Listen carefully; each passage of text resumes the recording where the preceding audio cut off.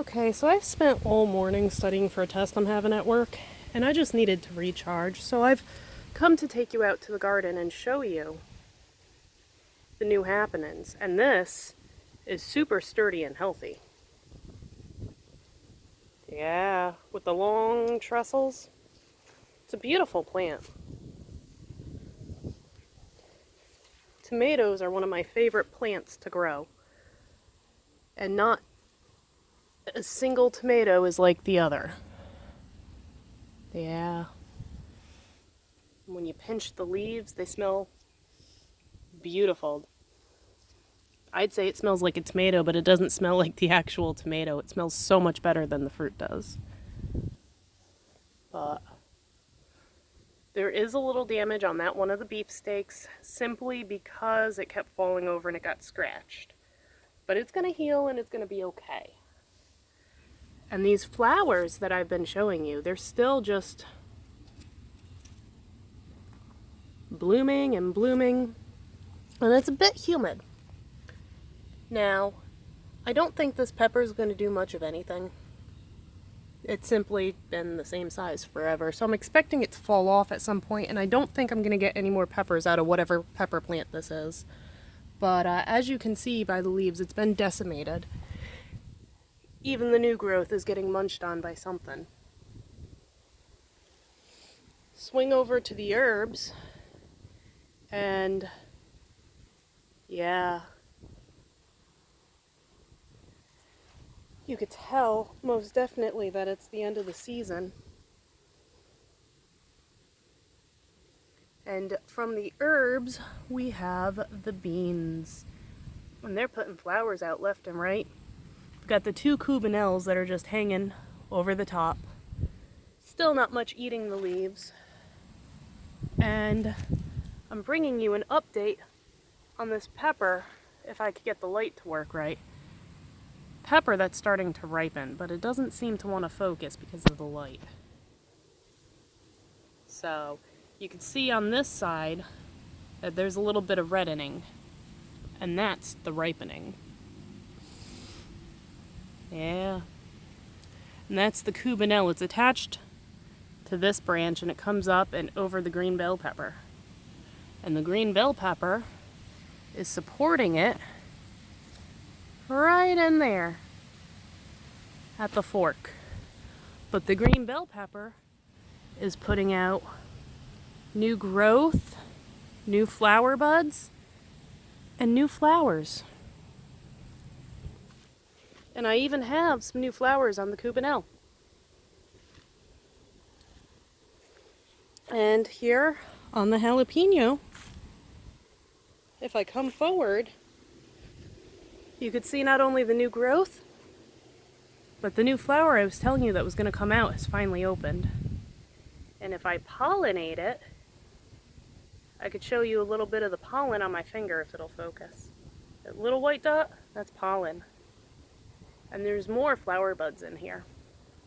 Got a new baby jalapeno right there.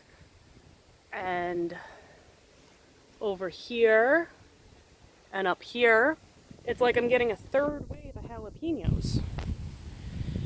But at the same time, my cubanelle is dipping down, and these guys aren't getting that big. There is new growth coming off the top, and I'm not seeing any flower buds on this branch. Just a whole bunch of new leaf growth. Yeah. And here, this is the front side of that pepper I was showing you. Oh yeah, it's big. So, yeah, it's surprising me too. Now, as far as the tomatoes, you could tell by a little bit of yellowing that this is going to start ripening up and turning red, because you compare it to the other ones, it's starting to turn yellow. Even compared to the one right next to it, you can see the difference in color. And the plant is starting to die because I left the blight on it because I'm not taking this in.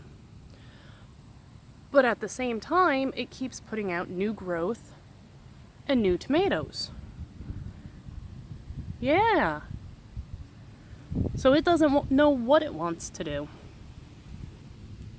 I even have, almost touching the ground, a whole bunch of trestles of cherry tomatoes.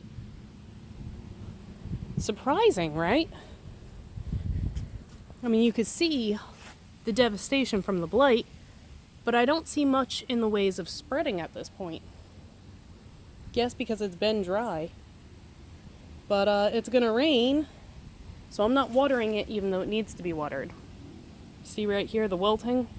But we're supposed to be getting a big coastal storm, so I'm kind of holding back on that.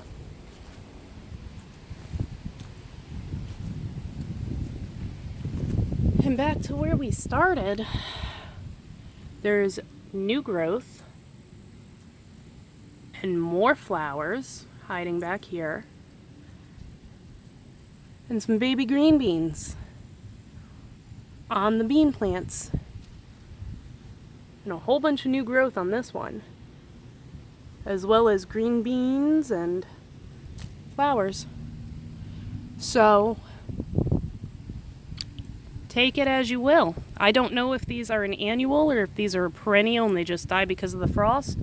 I'm gonna have to do some research or experiments with that. Ooh, I might experiment with that.